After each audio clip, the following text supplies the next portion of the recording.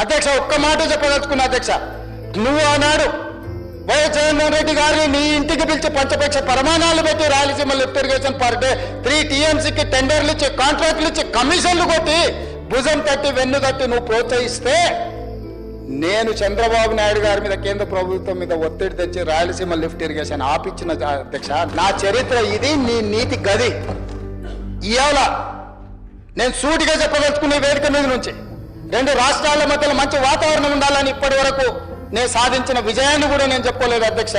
సూటిగా చంద్రబాబు నాయుడు గారికి విజ్ఞప్తి చేసిన నేను, రాయలసీమ లిఫ్ట్ ఇరిగేషన్ మీరు ఆపితే మేము ఏదైనా విషయాల మీద చర్చకు వస్తాము, లేకపోతే మీతో చర్చించడానికి అవకాశం లేదు. మొట్టమొదట 3 TMCలు పర్ డే అక్రమంగా నిర్మిస్తున్న రాయలసీమ లిఫ్ట్ ఇరిగేషన్ పనులను మీరు ఆపండి అని మేము వారిని క్లోజ్డ్ రూమ్ లో అడిగితే మా మీద గౌరవంతో రాయలసీమ లిఫ్ట్ ఇరిగేషన్ ఆపేషన్ అధ్యక్ష. మీరు ఈ రోజు నిజ నిర్ధారణ కమిటీని సభ నుంచి పంపించండి.